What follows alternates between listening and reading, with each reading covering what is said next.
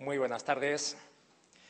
Les damos la bienvenida a esta tercera entrega del 12º curso de la Escuela de Ciudadanía. Antes de presentar el acto, me van a permitir que, en nombre de la Escuela de Ciudadanía, exprese el agradecimiento público de esta asociación por el reconocimiento que el Ayuntamiento de Manzanares realizará el próximo sábado, mañana no, de la siguiente semana, el día 7, a nuestro director, Román Orozco, a quien galardonará con uno de los premios Igualdad de este año con motivo del 8 de marzo. Además, otra de las premiadas es, curiosamente, una escritora, Almudena Grandes, que fue la primera profesora que pasó por la escuela, entonces de Ciudadanos, allá por el año 2008. Si desean asistir a esta gala de la igualdad, el día 7 en el Gran Teatro, pueden recoger invitaciones a la salida. Aquí en la Casa de Cultura tienen disponibles invitaciones por si las necesitan. La literatura, como la sociedad, está cambiando. La gran novela ya no la dictan los hombres y sus clásicos temas, afirma Lori Moore, una de las grandes escritoras estadounidenses. También lo cree una de nuestras invitadas en el día de hoy, la periodista y escritora Berna González Harbour, que subraya la gran eclosión de firmas de mujer en todas las editoriales. Pero como en la propia sociedad aún queda mucho camino por recorrer en materia de igualdad. Aunque podemos hablar de una presencia creciente de escritoras españolas, todavía serán precisos muchos cambios para hablar de un boom, afirma nuestra otra invitada, la también escritora Núria Barrios. A las dos les damos la bienvenida a este acto, al igual que a Blas Villalta, profesor de literatura en la Escuela Europea de Bruselas y vocal en la Junta Directiva de la Escuela de Ciudadanía, encargado de introducir esta charla. Le damos la palabra a Blas y les recordamos que al final del acto nuestras invitadas firmarán ejemplares de sus libros que están también a la venta a la entrada de este recinto. Muchas gracias. Blas, tienes la palabra.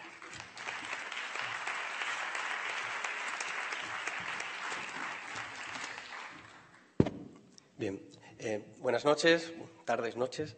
Muchas gracias por acompañarnos hoy para escuchar y aprender de las palabras de dos de las periodistas y escritoras más reconocidas de nuestro país.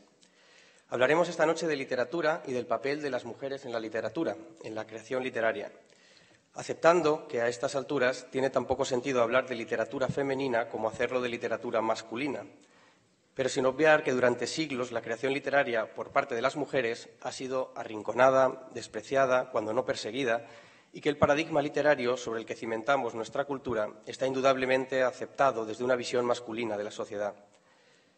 Después de más de un siglo de reivindicaciones feministas, en tiempos de igualdad legal pero no efectiva, de ecofeminismo, de pugnas abiertas con el propio lenguaje, y también en una época de auge de la desinformación, de persistencia de la violencia contra las mujeres, de intentos de regresión en el campo de los derechos ya adquiridos, el papel de las mujeres y de los hombres en cualquier ámbito de nuestra sociedad debe ser continuamente sometido a debate, porque lo personal sigue siendo político.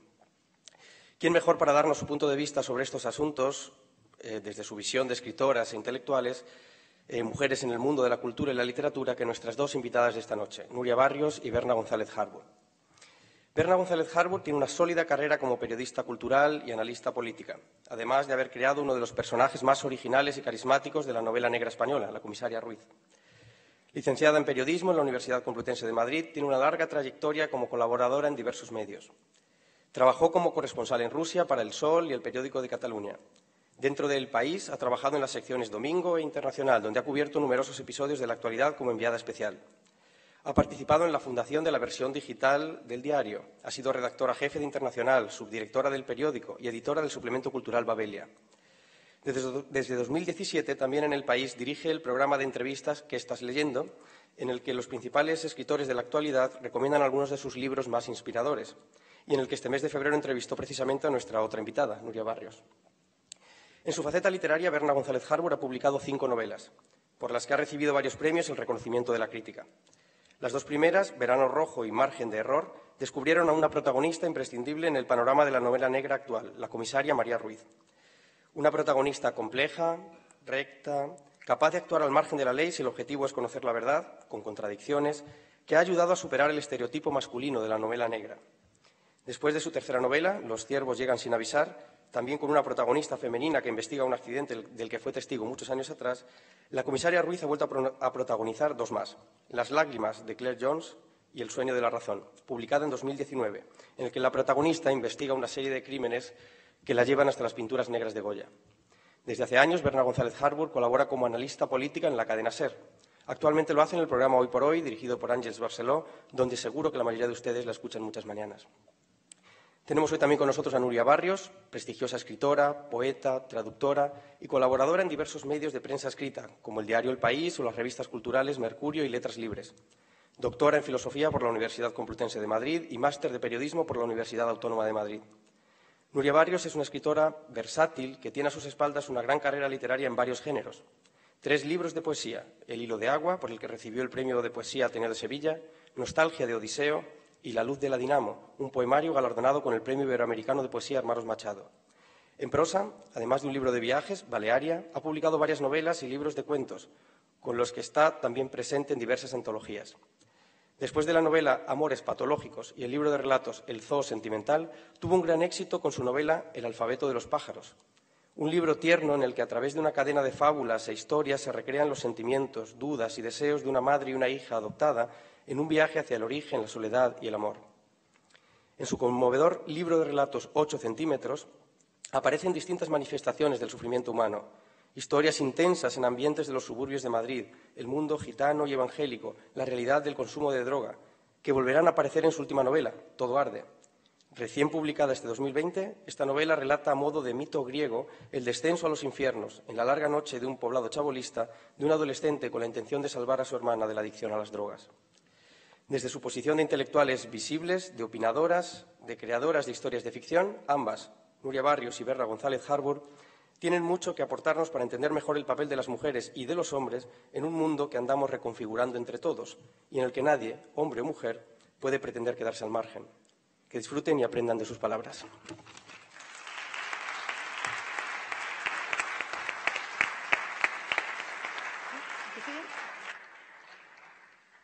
Bueno, voy a empezar yo.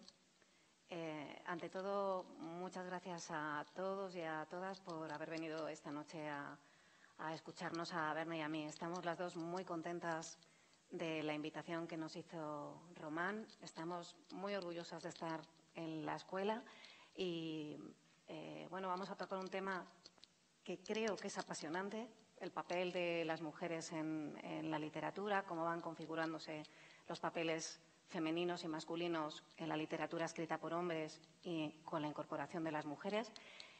Y antes de todo eso, habíamos pensado, Berna y yo, si les parece, hablar un poquito para empezar, abrir boca, hablando un poco de las novelas, de nuestras novelas últimas. En mi caso es Todo arde, por lo que significa también en el campo de la literatura, lo que significa que 2 novelas así hayan aparecido y que ambas, con esa temática y tal como son tratadas, hayan sido escritas por nosotras, por mujeres.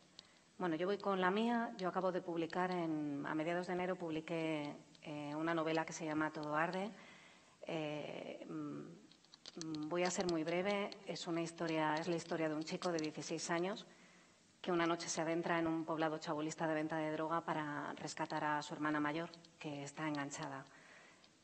En principio, lo que parece una historia muy sencilla se complica con el robo de un perro que pertenece a uno de los 2 clanes que se disputan el poder en el poblado, y eso hace que lo que es un viaje de rescate, un viaje de búsqueda, se convierta en una odisea, que es al mismo tiempo un relato de aventuras, que es al mismo tiempo un descenso a los infiernos a ritmo de thriller, que es también una historia de amor y que es también un viaje de iniciación, el viaje de iniciación de este chico.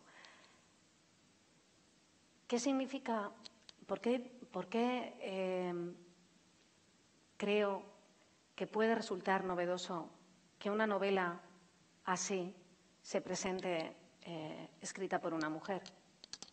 A mí no me asombra, porque yo soy yo y escribo sin asombro, escribo desde mi ser. No hay asombro ni confrontación ninguna, no hay ningún papel al que yo tenga que ajustarme o rebatir. Pero, sin embargo, es verdad que desde hace mucho tiempo, prácticamente desde el primer libro que publiqué, que se llama Amores patológicos, Siempre he encontrado por parte de la crítica y de los lectores muy buena recepción, pero siempre ha habido un cierto asombro por lo que consideraban un lenguaje en el que no sabían muchas veces diferenciar si yo era hombre o mujer. Me llegaron a decir, con la novela Amores patológicos, me llegaron a decir que creaba con igual maestría personajes femeninos y masculinos, tenía una visión audaz. Me van a disculpar, ¿ustedes oyen este tic, tic, tic? Vale, es que creo que son mis pendientes y me están molestando a mí también. Me los voy a quitar. Bueno. Les recomiendo su novela, ¿eh? Vamos a aprovechar estos minutos de minutos de publicidad para decir que es una gran novela. Sí. Muchas gracias. Bueno, ¿qué asombra? Eso me ha ido, esa sombra de tener un lenguaje audaz, una visión que a veces me han dicho masculina. Eso es algo que me ha ido persiguiendo a lo largo de todos mis libros. Y en el caso de este último libro, curiosamente, un asombro común ha sido el hecho de que para escribir la novela bebe de dos fuentes muy distintas. Por una parte, para mí, bueno, yo vi muy claro que el escenario para la historia que iba a contar era ese poblado chabolista de venta de drogas, pero lo tuve muy claro porque un día tuve la intuición de que ese poblado era una copia actualizada del Hades, que es el lugar a donde iban los muertos en la literatura griega. Y lo que hice fue combinar las lecturas de los clásicos con el trabajo de campo. Yo quería que los personajes de mi novela tuvieran un lenguaje lo más verosímil posible. Y quería que algunos detalles, no muchos, pero que hubiera algunos detalles muy concretos que dieran a la novela una ilusión de realismo. Y para eso estuve yendo durante meses a un poblado chabolista que hay a 14 kilómetros de Madrid, se llama La Cañada Real, y hasta hace nada era el mayor hipermercado de droga de Europa. Utilizando contactos, conocí a una familia gitana que vendía allí, y aceptaron abrirme las puertas de su fumadero, y allí estuve bajando durante meses, iba de día, iba de noche. No llevaba nada, nunca llevé un móvil, jamás saqué un papel, jamás saqué un bolígrafo. Yo simplemente entraba, me sentaba, miraba y escuchaba. Si alguien quería venir, si alguien se acercaba a hablar, estupendo. Yo escuchaba, realmente además no les interesaba oírme hablar, lo que tenían ganas era de hablar. Yo escuchaba, si nadie quería hablar, no pasaba nada. Bajo la protección de esa familia yo pude pasear por el poblado, que no es un lugar inocuo, digamos, es un lugar ciertamente peligroso. Yo pude pasear por el poblado, pude entrar en muchos de los fumaderos. Los fumaderos son los lugares donde se vende y donde luego la gente consume. Pude entrar en muchos de los fumaderos. Y una vez que yo capté bien el lenguaje, capté cómo funcionaba un poblado, capté los detalles que iba a necesitar para la novela, dejé el poblado, no volví más. Ese trabajo de campo, que para mí fue obvio, nunca me pareció que estaba haciendo algo excepcional, algo inaudito, algo que no era propio de una mujer, además tan poca cosa como soy yo, que podía ponerme en peligro. Jamás pensé eso.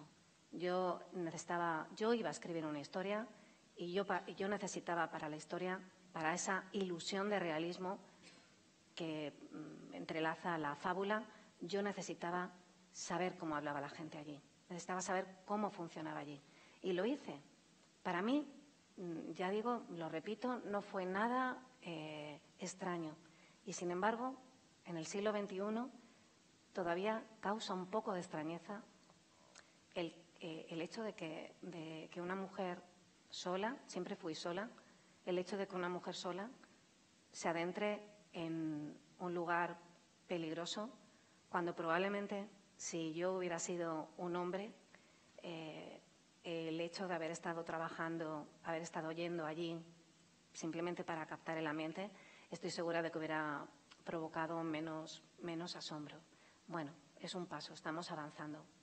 Estoy segura de que yo soy solamente un pequeño punto de luz en un panorama en el que ya hay muchas mujeres que están haciendo exactamente lo mismo.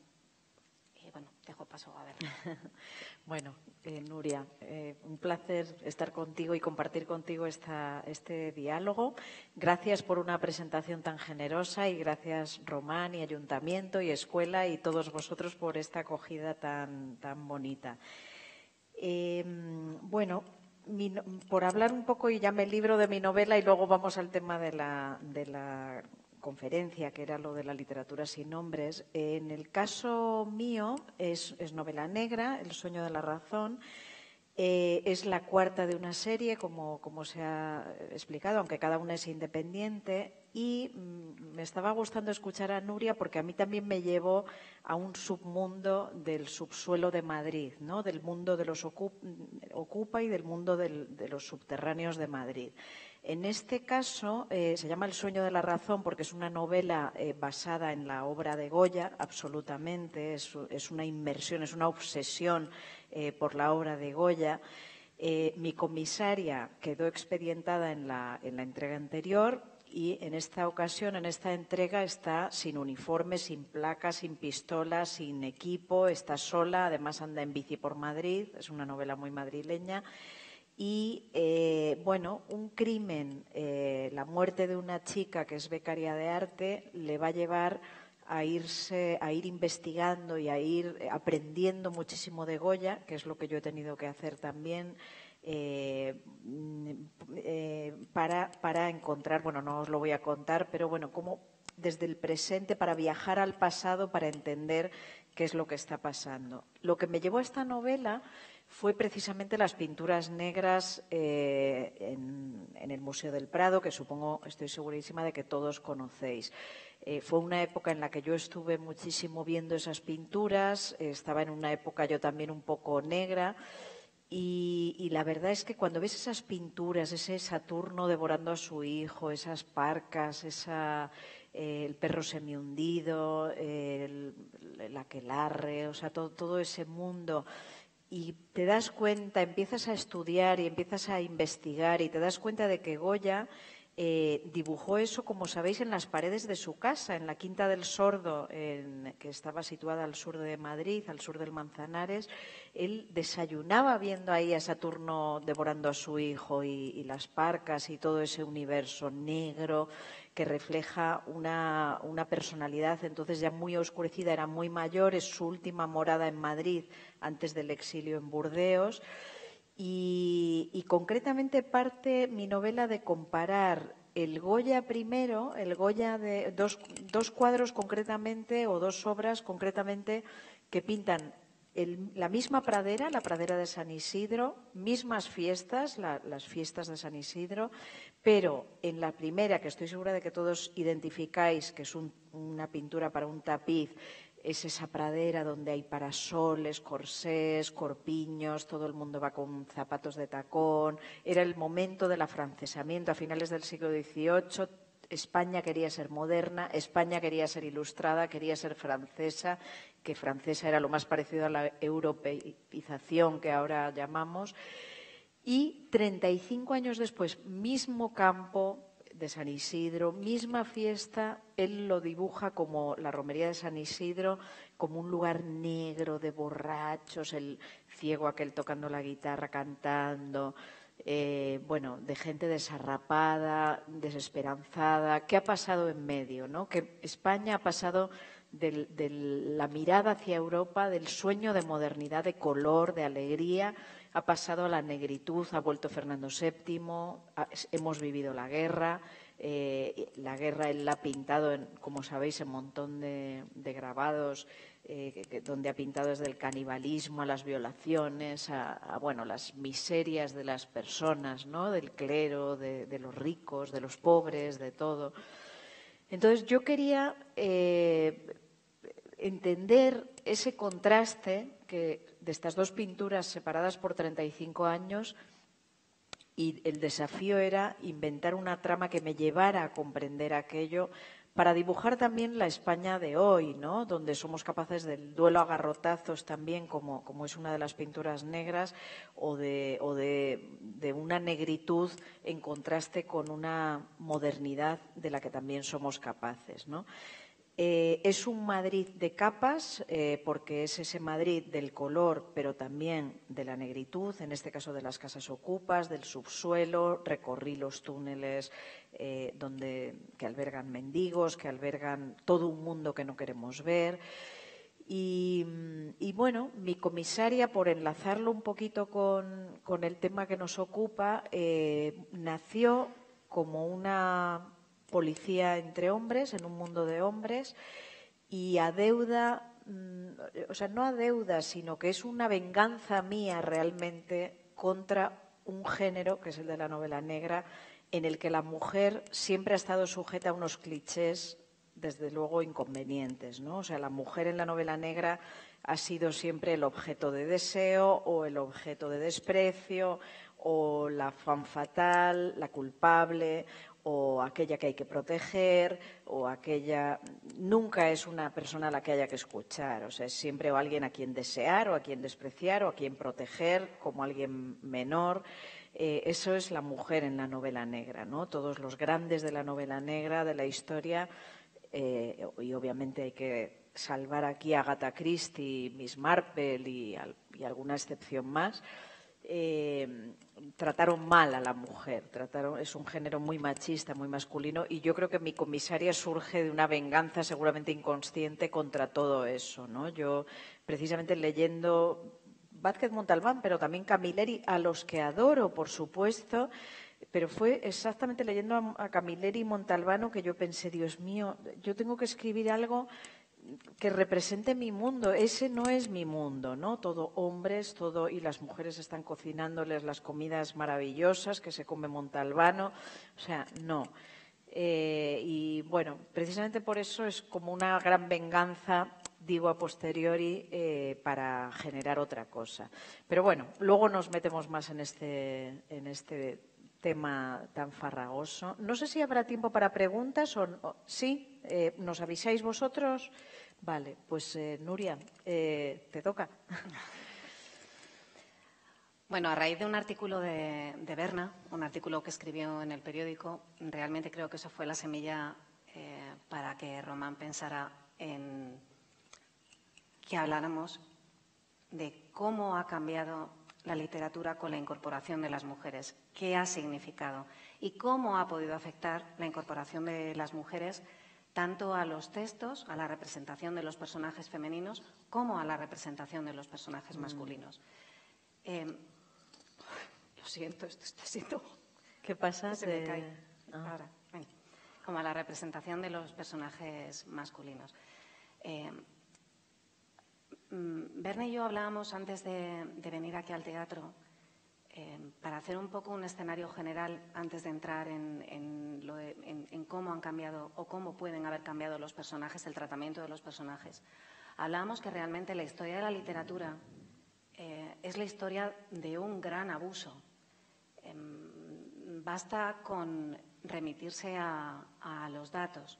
Prácticamente en premios, en representaciones institucionales, academias como la Real Academia, la representación femenina es un 10%. El Premio Nobel de Literatura, de los más de 100 premiados, de los más de 100 personas que han recibido el Premio Nobel de Literatura, creo que solamente hay, tengo aquí los datos, no lo voy a decir de memoria para no liarme, pero hay 16 mujeres. En la Real Academia, de los 46 académicos, solamente hay 7 mujeres. Pero esto es todavía más sangrante cuando uno piensa que esa institución, que tiene más de 300 años de historia, en esa institución, en estos 300 años de historia, solamente ha habido 11 académicas. El Premio Nacional de Literatura, el Premio Cervantes, las cifras se repiten. Solamente un 10% corresponde ha recaído o están representadas las mujeres. ¿Por qué? ¿Escriben mejor los hombres que nosotras? ¿A qué se debe? Hay un gen escritor que entra en la cadena del ADN masculino y no en la cadena del ADN femenino. Bueno, yo creo, por lo que os decía antes, lo que ha sucedido por cuestiones evidentemente históricas, sociales, lo que ha sucedido es que el canon literario se ha conformado con hombres, además fundamentalmente blancos. En ese canon muy pocas veces ha habido mujeres y cuando han aparecido mujeres, muchas veces han aparecido disfrazadas bajo un seudónimo masculino. Decía la escritora inglesa Virginia Woolf que a lo largo de la historia, anónimo ha sido el nombre de la mujer. ¿Qué sucede con esto? Evidentemente, con el cambio histórico, con el cambio social, la historia, la representación empieza a mejorar. Las mujeres empiezan a incorporarse al mundo de la escritura, empiezan a figurar, pero en realidad la base de la situación sigue siendo la misma, porque una vez que el canon ha sido constituido a partir de hombres, ese canon significa que ha habido una transmisión que yo misma he recibido en mi educación literaria, en mi educación personal.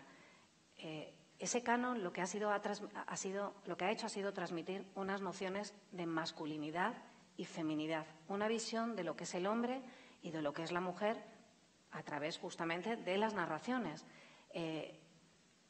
El concepto masculino, por supuesto el hombre ha sido siempre la norma, lo universal, pero la idea de la masculinidad a través de la literatura ha estado siempre, y no solamente la literatura, a través también de los textos históricos. El concepto de masculinidad ha estado siempre ligado a las asociaciones de lo cerebral, lo duro, lo público, lo agresivo, lo audaz. El concepto de femenino, por su parte, ha estado siempre ligado a asociaciones como lo débil, lo suave, lo pequeño, lo doméstico, lo pasivo. Todo eso hace que de manera inconsciente esos conceptos se hayan filtrado en nuestra propia representación del mundo y de nosotras y de nosotros mismos, tanto de unos como de otras. Esa transmisión hace que el concepto de lo femenino, tal como ha sido dado, se convierte, más que en un concepto, se convierte en un estigma, en algo que contamina, algo que no es positivo. Y como eso lo mamamos todos inconscientemente, yo también, al final lo que conlleva es que cuando empiezas a escribir, en mi caso personal, cuando yo empiezo a escribir, me encuentro con que lo que tengo que hacer es desaprender. Si hasta entonces he creído que estaba aprendiendo, de repente me encuentro que me toca desaprender, porque me toca encontrar mi propia voz, distinguir en lo que me ha sido transmitido lo que es verdadero y lo que no es verdadero, reconocer en las imágenes de personajes femeninos, personajes muy conocidos. Antes citaba Berna a Ana Karenina, la regenta, Madame Bovary. Reconocer en esos personajes femeninos lo que tienen de superficial, porque tienen muchas veces una carga no mentirosa, pero sí superficial y por tanto incompleta. Reconocer lo que les falta, reconocer aquello en lo que yo no me puedo ver. Y probablemente ni yo ni muchas mujeres se podrían ver, porque son personajes parciales, son personajes que proceden de una visión construida a lo largo de los siglos. Yo me voy a detener aquí para dar paso a Berna y luego retomamos con los personajes. Sí, el artículo en cuestión, efectivamente, que es el que suscitó esta charla que Román me escribió enseguida, esto quisiera llevarlo a la escuela. Efectivamente, yo citaba cómo la imagen de las mujeres ha sido construida por hombres, o sea, las grandes mujeres de la literatura, efectivamente, Ana Karenina, la regenta, Lolita, Madame Bovary, son grandes construcciones de hombres, ¿no? De hombres autores. Y significa que están construidas a partir de la mirada del hombre. Es decir, ellas no existen por sí solas, no se mueven por sí solas, no trabajan, no conocemos su esencia, sino que existen en función de si han engañado a sus maridos o se enamoran del protagonista, si Humber, en el caso de Lolita, las seduce o no las seduce, la regenta, estoy pensando en todas, es decir, existen en función de la mirada del hombre, no tienen una existencia independiente, existen solo en función de cómo el hombre las mira. Si el hombre las mira, pone su foco en ellas, las vemos. O sea, ya no digo el hombre autor, sino los hombres protagonistas, ¿no? Los hombres protagonistas de las novelas, Humber en el caso de Lolita, o ya no me acuerdo, Bronsky era de Ana Karenina, ¿no? Ya no me acuerdo cómo se llamaban los hombres de Madame Bovary, etcétera. Pero es en función de esos hombres, de cómo las miran, que se proyecta la luz sobre ellas, y entonces son la deseada, la engañada, la amada, la luego desamada, y el resto, o sea, el foco está sobre ellas. Y el resto es una sombra. Lo que no queda bajo la luz del hombre protagonista, no solo autor, queda en la sombra, no lo conocemos. Entonces, a partir de esa no descubrimiento, esto no es un descubrimiento, lo sabemos todos y nos hemos criado con esa literatura, con las excelentes excepciones de las hermanas Bronte o antes hablábamos de Mujercitas, o sea, desde luego hay en algunos casos, pero con algunas excepciones los mitos se han construido a partir de miradas de hombres y las miradas de los protagonistas creados por los hombres. Pues ahora que, por fortuna, ya las editoriales han puesto el foco en las mujeres a raíz del Me Too, a raíz del 8 de marzo, a raíz de que, bueno, hay que actualizarse un poquito, las lectoras son mayoritariamente mujeres. Por fin se están publicando muchas novelas de mujeres, novelas muy buenas. Y dio la casualidad de que en ese tiempo yo estaba leyendo pues diversas novedades que estaban entonces en las librerías, desde Aisa de la Cruz, a Alba Carballal, a ver, me he traído aquí La chuleta Elisa Victoria, Voz de vieja, una novela preciosa, bueno, varias, ¿no? A esto puedo añadir a las de ese artículo ahora Brenda Navarro, Fernanda Melchor, bueno, si queréis luego hablamos de algunas muy concretas. A raíz de esto, de que yo estaba leyendo muchas novelas de mujer, me puse a pensar, bueno, y ahora que somos las mujeres las que escribimos, ¿cómo representamos al hombre? Igual que el hombre representó a la mujer tantos siglos, ¿cómo estamos nosotras representando al hombre, ¿no? ¿Caemos en los mismos errores o cómo hacemos?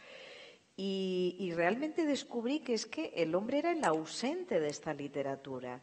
En la mayoría de las novelas el hombre es, por ejemplo, Aisa de la Cruz en Cambiar de idea lo llama el biopadre, o sea, hay una protagonista y existe un padre, pero no está con ella. Ha abandonado a su madre o la ha abandonado a ella, lo llama el biopadre.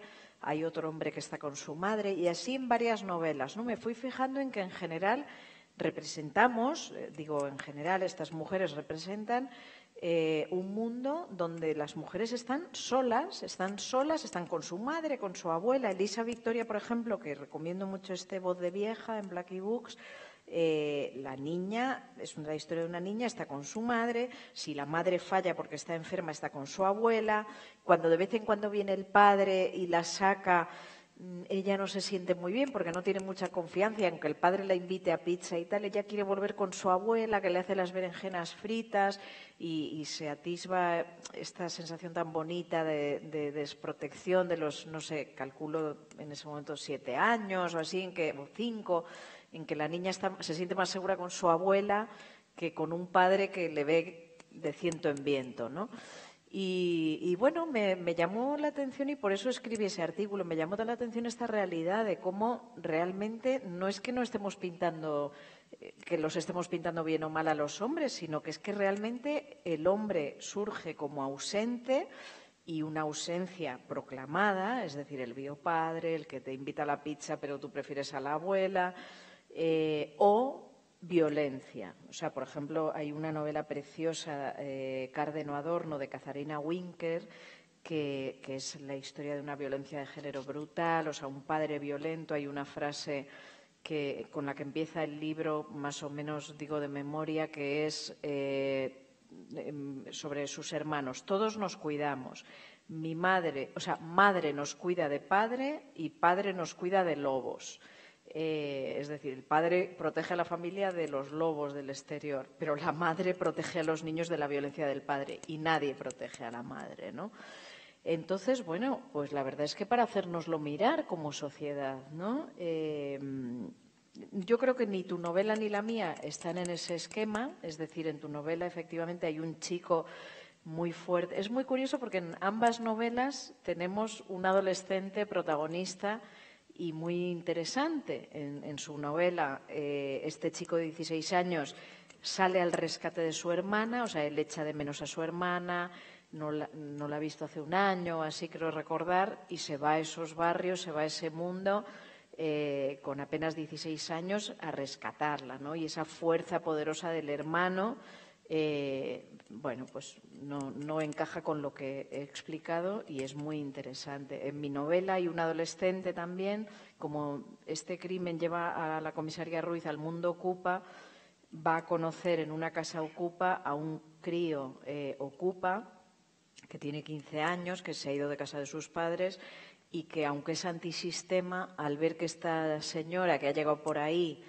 bueno, que sea policía o no, da igual. Ella llegaba ahí en mallas de ciclista y está interesada en resolver, en buscar la verdad de la muerte de Saramú, de la protagonista, o sea, de la víctima.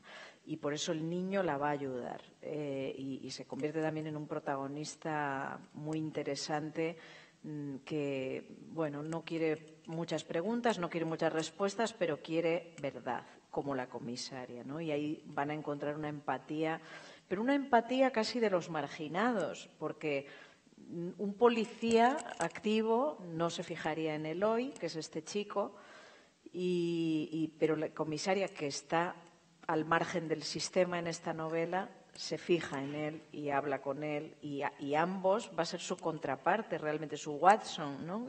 Ambos van a ir averiguando qué es lo que pasa, igual que tu protagonista, ¿no? O sea, quiero decir que lo que he explicado no está toda la literatura de mujeres reducida a eso, pero que sí es muy interesante y creo que va a ser muy interesante en los años venideros estar atento a cómo nos pintamos los unos a los otros, ¿no? Y, sin duda, este factor de pintar a la mujer que adquiere vida solo bajo el foco del hombre es, bueno, es algo en lo que falta otra verdad, ¿no?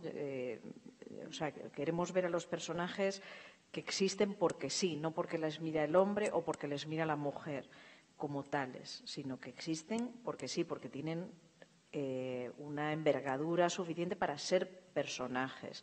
Y los personajes, seguro que Nuria está de acuerdo conmigo, son más difíciles muchas veces que las tramas. Para mí, al menos, me resulta más difícil a veces elegir a los personajes, diseñarlos bien, cavar hondo, ¿no? en las vidas de los personajes, aunque no lo utilices, pero tú les tienes que conocer como si fueran tus hijos, ¿no? A mí me resulta mucho más difícil, más desafiante que crear una trama, resolverla o lo que sea. No sé a ti si también te cuesta los personajes.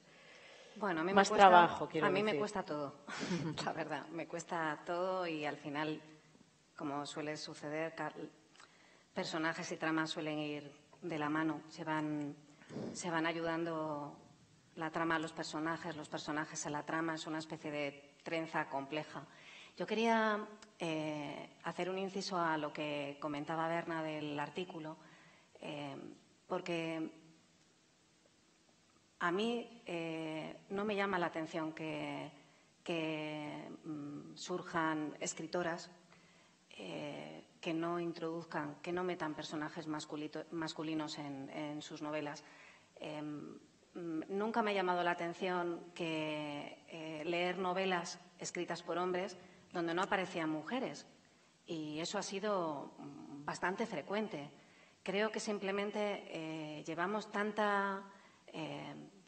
un retraso tan grande en la incorporación por parte de las escritoras de temas, historias, que lo que a lo mejor parece llamativo, porque hay un recorrido relativamente corto, en una visión más de pájaro, es natural. Es natural que haya escritoras que solamente hablen de mujeres, es natural que haya escritores que solamente hablen de hombres.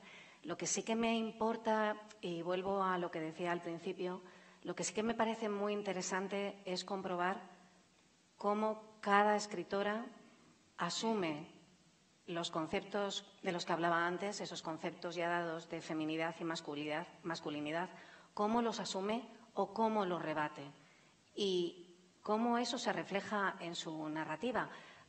Probablemente, a lo mejor estoy pareciendo muy insistente en este tema de los conceptos, pero tenía aquí anotado, lo he visto ahora, antes se me ha olvidado comentar, que la Real Academia Española solo en 2014 eliminó de la entrada femenino la acepción débil, endeble. Estoy hablando de hace 6 años. Es decir, el concepto de femenino como pequeño, débil, suave, es algo que está incorporado en nuestra forma de ver, en nuestra forma de relacionarnos con los otros, en nuestra forma de ver el mundo. Y eso sí que me parece un reto para cada una de nosotras como escritoras. Creo que por una parte está ese reto y creo que ese reto está siendo contestado de forma muy distinta y muy, muy interesante. Hay una escritora, antes citaba Berna, las autoras y las novelas que le habían ayudado a escribir este artículo. A mí hay 2 autoras que creo que están haciendo un trabajo muy, muy interesante en este terreno en el que nos movemos ahora de redefinición de cómo nos vemos las mujeres a nosotras mismas y de cómo vemos a los hombres. Y estas 2 mujeres son la británica Janet Winterson y la americana Sadie Hudspeth. En el caso de Sadie Hudspeth, tiene un ensayo muy interesante que les recomiendo a todos. Se llama La mujer que mira a los hombres, la mujer que mira a los hombres que miran a las mujeres. Y ella lo que defiende allí es que el concepto femenino y el concepto masculino corresponde a una visión que divide el mundo en 2 y destaca aquello que nos diferencia y no aquello que nos reúne. Y lo que ella propone, lo que ella afirma, es que el arte, el gran arte, es al mismo tiempo femenino y masculino. Ella misma se pregunta, y eso es muy interesante porque justamente podría haber entrado perfectamente en el artículo de Berna, ella se pregunta si por ser mujer no puede escribir, no puede construir personajes masculinos. Si ella, como dicen algunas feministas, como hay una francesa muy conocida que se llama Hélène Cixous, si ella, por ser mujer, tiene que escribir solamente de mujeres para intentar rellenar este retraso que llevamos. Y ella misma contesta, y creo que contesta de una forma muy inteligente, lo que comentaba antes, que ella es al mismo tiempo, el arte nace de algo emocional que es al mismo tiempo femenino y masculino. Cuando uno escribe, parte de una realidad que no se divide en conceptos, que es al mismo tiempo dulce y agresivo, suave y duro, cerebral y emocional, porque son cualidades que corresponden tanto a los hombres como a las mujeres. Y por otra parte, la otra escritora que citaba, que me parece interesantísima, que es la británica Janet Winterson, ella acaba de publicar un libro peculiar, no es novela, no es ensayo, es todo, es novela y es ensayo.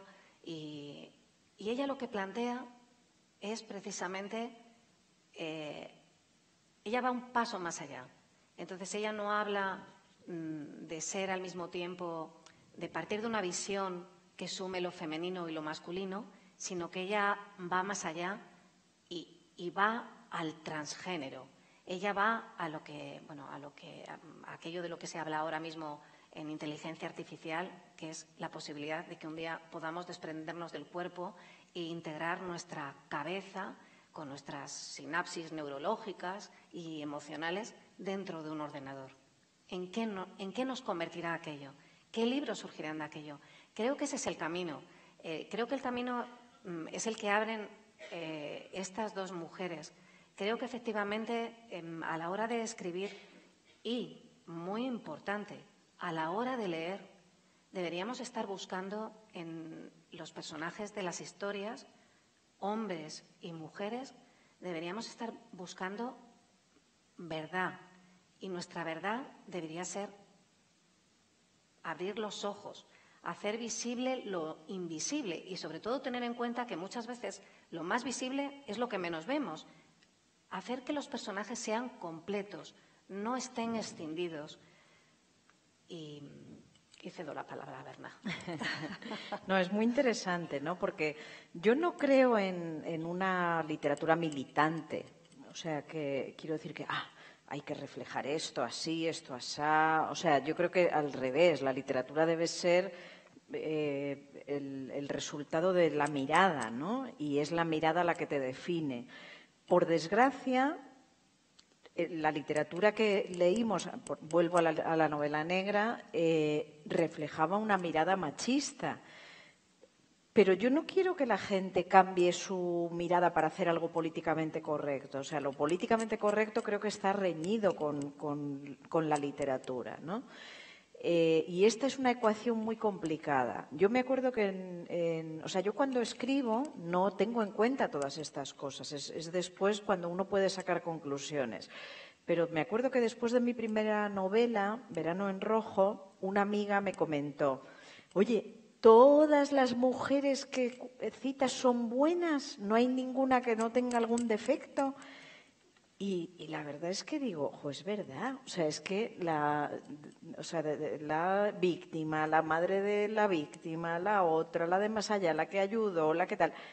Muchísimos hombres eran idiotas y todas las mujeres no había ni una con defectos. Y dije, pues esto es para hacérselo mirar también, ¿no? O sea, a ver si ahora vamos a caer en lo mismo, ¿no? Y me acuerdo que ya en la siguiente metí una mujer mala. Pero por supuesto que no me gusta el tener que hacer las cosas políticamente correctas, ¿no? Y un amigo me hizo notar, dijo, todos habéis visto Los Simpson, estoy segura, ¿no? Dice, mira cómo en Los Simpson no hay ni un hombre que sea inteligente. Todos son idiotas. O sea, todos son... Y es verdad, o sea, Homer Simpson es idiota, Bart Simpson es idiota, el amigo, o sea, Flanders es más idiota aún, o sea... Todos, cada uno en su... O sea, el uno por súper religioso, el otro por cazurro, el otro por... Y son cosas que dices, joder... Y claro, eso quiere decir que a la siguiente hay que hacer un guión que no, el 40% de los hombres sea tal... O sea, es horrible escribir con una mirada políticamente correcta, es la antiliteratura, ¿no?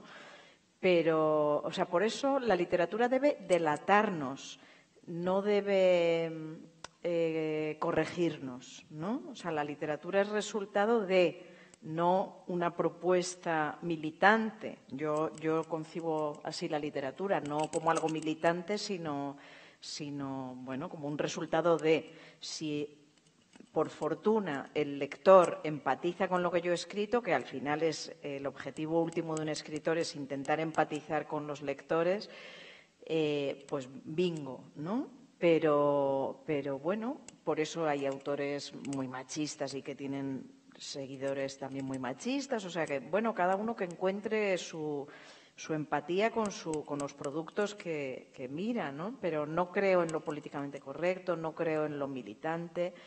Y el problema no es la literatura, es la sociedad que representa, ¿no? Yo también, siempre que me preguntan, ¿y tú por qué empezaste a escribir? ¿Por qué escribes? Bueno, he escrito toda la vida, desde niña, miles de cosas, pero ficción. Y en parte, o sea, yo, bueno, intenté un poco a los 20, tal, no lo conseguí y lo enterré. ese deseo. Y me dediqué al periodismo, que bastante absorbente es, y tal. Y me acuerdo que de vez en cuando me volvía la tentación, cuando ves que algún amigo de repente publica una novela, que alguien ha empezado, y me volvía la tentación y dices, jo, yo quería escribir novelas, y decía, ¿y por qué no? Y yo misma me decía, si ya existen, ¿no? O sea, si ya existe Raymond Chandler, pues ¿qué voy a aportar yo? Si ya existió Vázquez Montalbán, ¿qué voy a aportar yo? Si ya existe Camilleri, ¿qué voy a aportar yo? Etcétera. Hasta que de repente un clic, y porque yo empecé muy tarde, empecé hace 10 años, hasta que un clic me hizo en la cabeza en plan, bueno, existió Elvis Presley y sigue habiendo grupos de rock, existió Camarón y sigue surgiendo cantaores de flamenco, que cada uno tenga su oportunidad. O sea, no nos paralicemos porque ya hubo Camarón o porque ya hubo Elvis Presley o porque hubo Beethoven o porque hubo Mozart, porque entonces nada avanzaría. Y yo tengo algo que no tenía Raymond Chandler, que es mi realidad, mi sociedad. O sea, Sherlock Holmes, Conan Doyle pintó una Inglaterra de tazas de té, no había móviles, tenía que fiarse de un pelo que había caído, de la barra de labios en la taza de té, de las hierbas que había pisado un perro, del barro que había tal. Pero yo tengo que fijarme en el rastro en Facebook, en el rastro en Twitter de un criminal, en esas cosas que hacemos hoy, en los WhatsApps, en los móviles, en la geolocalización. Es decir, yo tengo una sociedad que no tenía Conan Doyle, ni tenía Raymond Chandler, y eso nos da una oportunidad, ¿no? Y bueno, son bloqueos que, bueno, tú eres una escritora de mucho más largo recorrido, yo empecé hace 10 años realmente. Pero tuve 20 años o 15 años de bloqueo y era eso, ¿no? O sea, ¿por qué si ya existe esto, si ya existe otro? Hasta que derribas esos bloqueos y dices, no, es que esta es mi realidad y esta no estaba cuando escribía Agatha Christie, ¿no? O esta no estaba cuando escribía Zutano, Mengano o el propio Camilleri. O sea, Camilleri, aunque ha vivido por fortuna hasta hace un año así, pero ya estaba pintando un mundo que no era el mío, que era de un señor de 90 años. Y el mío es otro, como tendrán que llegar otros. Rosalía pinta un mundo que no es el de Camarón, ya es distinto. Y tiene tanto derecho al aplauso Rosalía como Camarón, ¿no? Pues eso, no sé por qué he llegado hasta aquí, pero bueno, por eso me parecía interesante decirlo.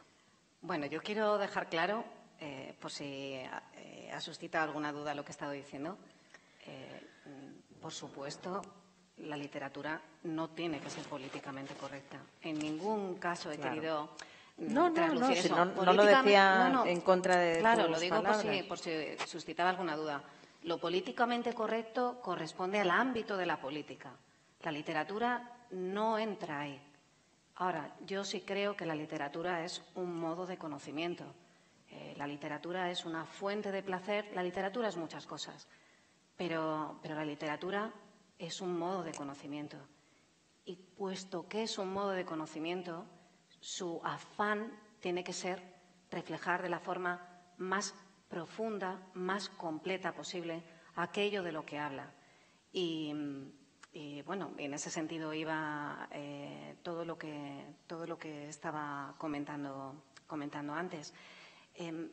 Antes me quedó una cosa por comentar. Estaba mirando ahora mientras escuchaba a Berna, que creo que es muy, muy interesante, porque ella comentaba al principio de su charla que los grandes personajes femeninos de la literatura han sido escritos por hombres. Decíamos Ana Karenina, Madame Bovary, La Regenta. Cierto, bueno, no existían prácticamente mujeres escritoras. Un tema que hemos hablado antes, Berna y yo, que se nos ha olvidado comentar, incluso las pocas mujeres escritoras que tenían éxito lo tenían bajo nombre masculino. Las hermanas Bronte, las tres publicaron bajo un nombre de hombre. George Eliot, que escribió Middlemarch, ella era una mujer, cogió un nombre de hombre. La autora de Mujercitas, que se llamaba Louisa May Alcott, creo que es, publicó bajo el nombre, si Louisa May Alcott publicó bajo el nombre de A.M. Barnard. Bueno, un caso recientísimo, no hace falta que retrocedamos siglos.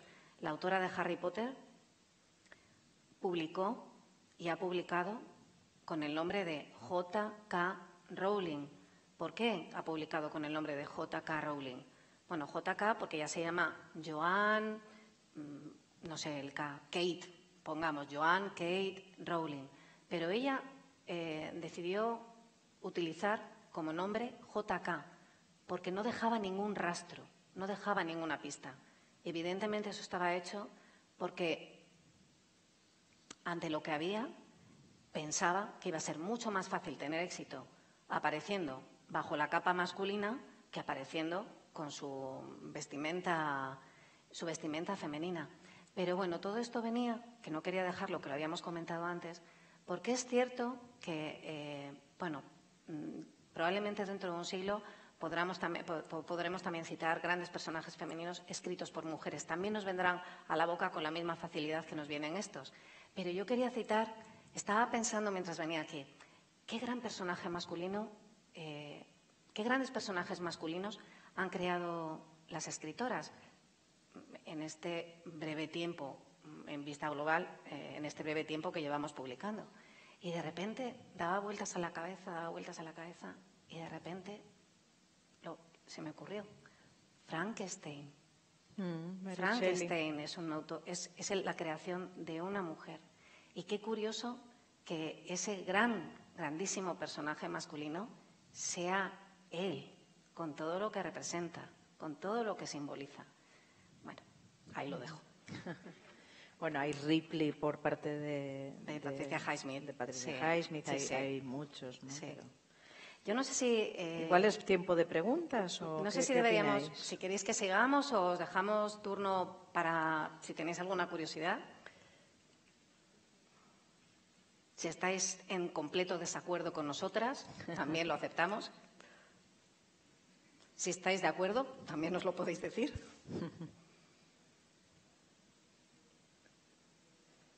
Roma.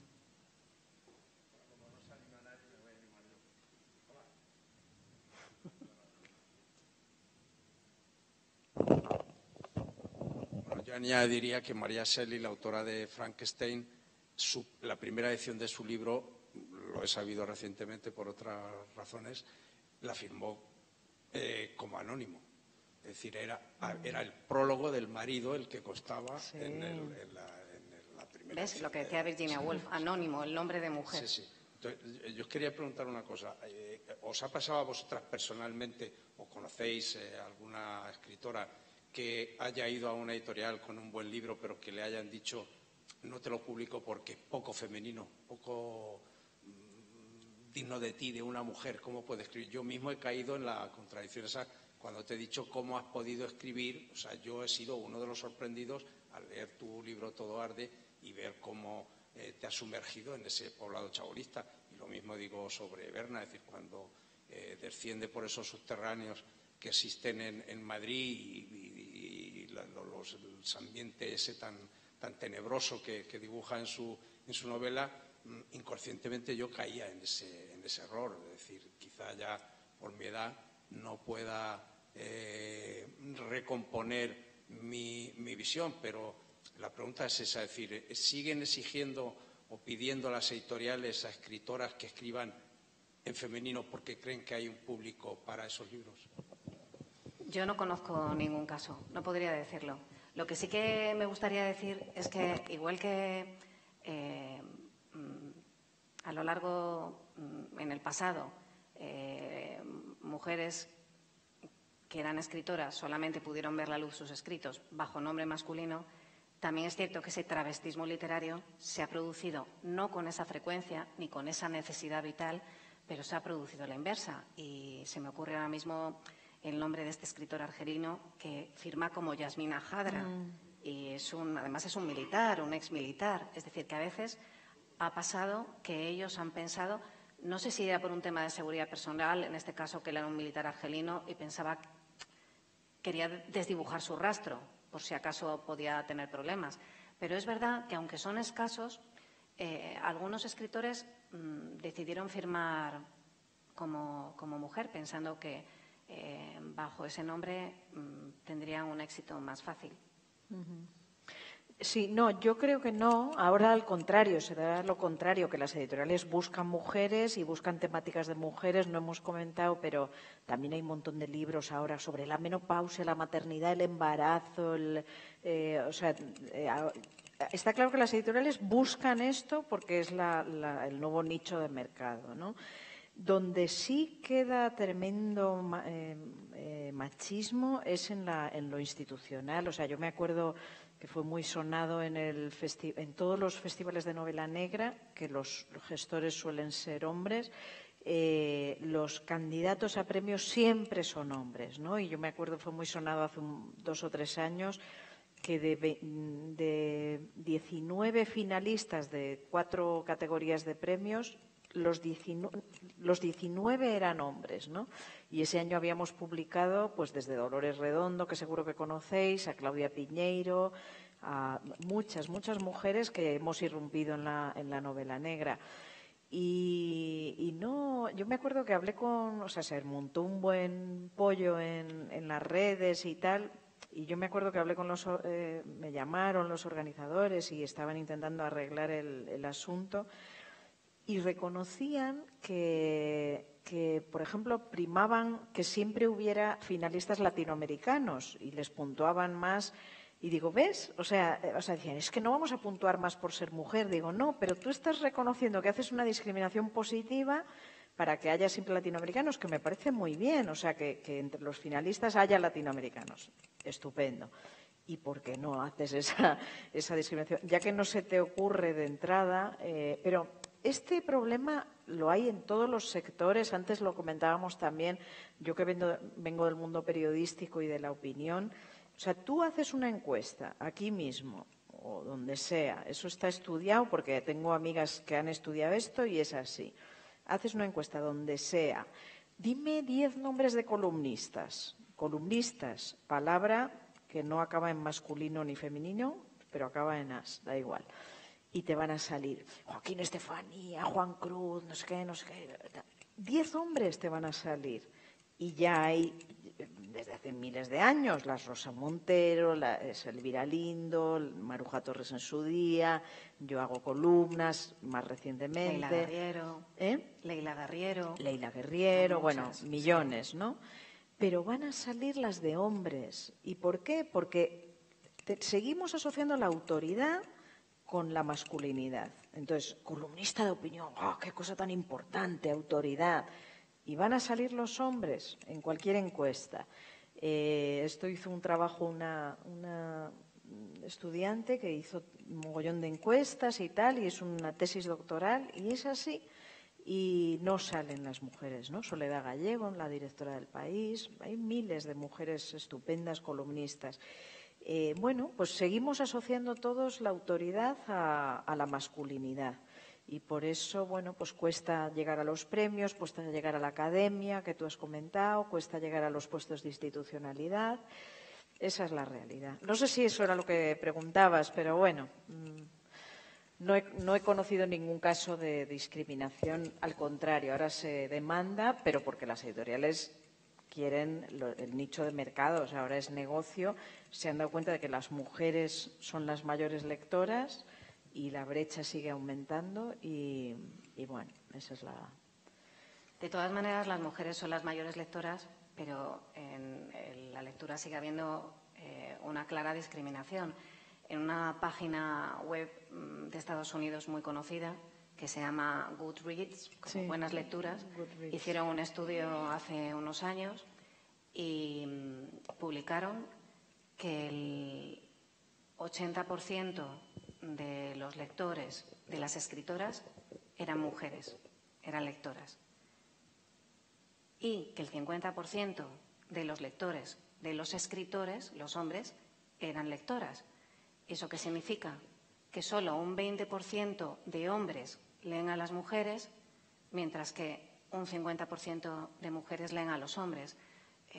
Esta especie, lo que hablábamos desde el principio, esta especie de arquetipo inconsciente sobre los logros masculinos que sobrevaloran los logros masculinos e infravaloran los logros femeninos, funciona también en los hábitos lectores. Es que está muy arraigado.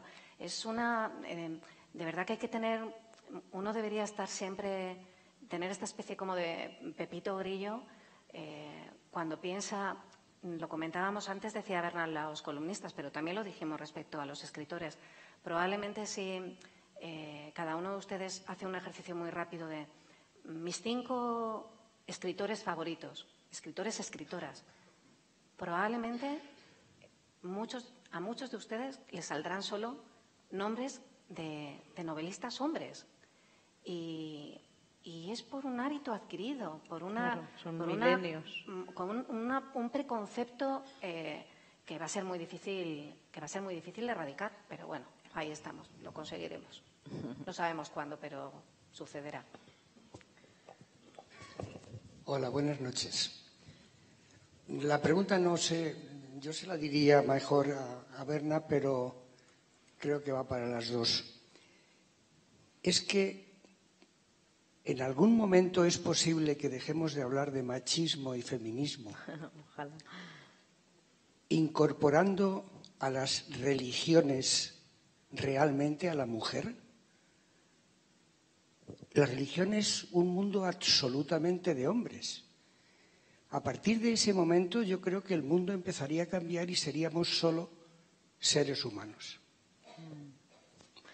Sí, bueno, me temo que las religiones, el catolicismo, el Papa, que estaba a punto de admitir el fin del celibato y que las mujeres pudieran también ejercer ciertas funciones sacerdotales en la Amazonía, se echaba atrás por las presiones.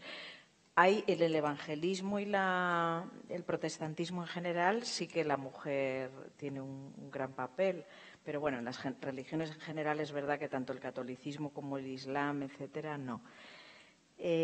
Ojalá, yo estoy aburridísima de hablar de machismo y de feminismo, pero no sabéis hasta qué punto. Estoy aburridísima. Me acuerdo de momentos que surge cualquier cosa y me piden a mí un artículo. Oye, que han regalado una muñeca hinchable en Chile. Me acuerdo una vez los empresarios.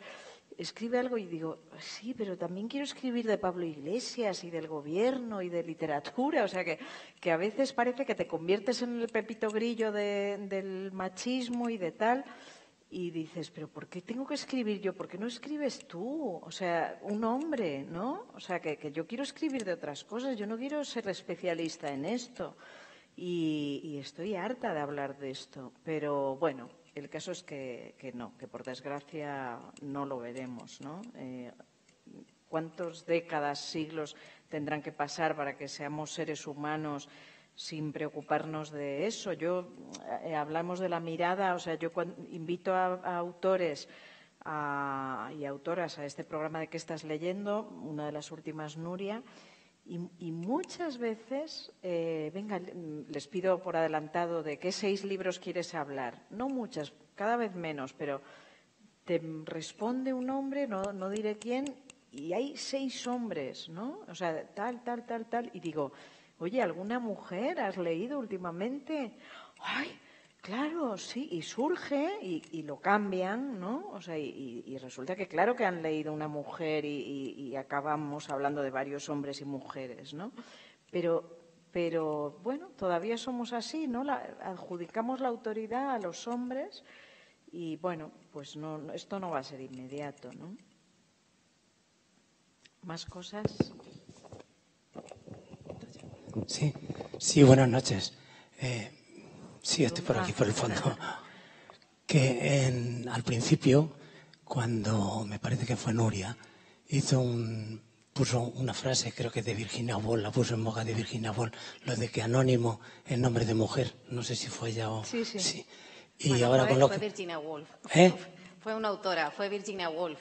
Sí, bueno, ya, pero has puesto en boca, que has dicho en boca de Virginia Woolf la frase de eso. Y ahora al hilo de lo que ha dicho Román, ya desde entonces se me vino así la pregunta, ¿puede que en esa frase puede subyacer o puede sugerir la idea de que determinadas obras que venimos conociendo, ya me voy mucho más lejos de antiguos romances o de incluso el mismo Lazarillo de Tormes, que todo lo hemos estudiado y lo conocemos y lo leemos como anónimo, podría ser que por ahí alguien piense, vosotras, propia Virginia Woolf o alguien más, que pudieron en su momento ser escritas por mujeres. Pues cuando yo leí la frase de Virginia Woolf pensé lo mismo. Me parece, como propuesta de ficción, es interesantísima, porque efectivamente si todos los romances, El Lazarillo, tantas obras sin autoría pudieran adjudicarse a mujeres, pues sería, ya digo, dentro del terreno de la ficción, sería una propuesta muy curiosa, porque realmente es difícil que un autor renuncie a su autoría. Es muy difícil que obras que han permanecido en nuestra biblioteca como esenciales hayan sido firmadas como anónimo. Puede sugerir eso. No sé, es interesante, muy interesante.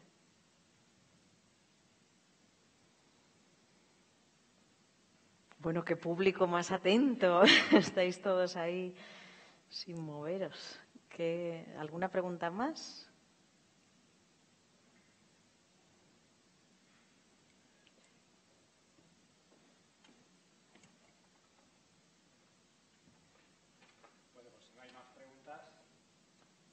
Quizá os responsabilizaría también a las autoras, a esta eclosión de autoras y que ya tengan cabida en las editoriales, de esos datos que conocíamos hace pocos días de la Federación de Gremios de Editores de España sobre el barómetro de lectura y compra de libros, que dice, como ya comentaba Nuria, que en nuestro país hay un 68,3% de lectoras frente a un 56% de hombres. Y que de estas mujeres el 83% leen libros al menos una vez a la semana. Seguramente algo de culpa también tiene esta eclosión de las mujeres. Nada más, muchas gracias a Berna, a Nuria, también a Blas por su presentación y también a todos y a todas ustedes. Igualmente a nuestros colaboradores que hacen posible estas sesiones, a la Diputación Provincial de Ciudad Real, Fundación Unicaja, Cadena SER y Ayuntamiento de Manzanares. Les invitamos a que nos acompañen a nuestra siguiente cita, que será el 17 de abril, con el economista José Carlos Díez y con el periodista Javier Ruiz, jefe de Economía de la cadena SER, que abordarán el grave problema de la desigualdad. También les recuerdo lo que les decía al principio: a la salida pueden recoger invitaciones para asistir dentro de una semana, el sábado 7 a las 7:30 de la tarde, en el Gran Teatro, a la Gala de la Igualdad, en la que el Ayuntamiento distingue, con los Premios Igualdad 2020, a la escritora Almudena Grandes, a nuestro director, el periodista Román Orozco, y a la ilustradora y editora Cristina Reina. Muchísimas gracias por su presencia, buenas noches, y si lo desean, tienen libros de nuestras autoras, si los quieren adquirir, y ya se los firmarán gustosamente. Muchas gracias, hasta la próxima cita.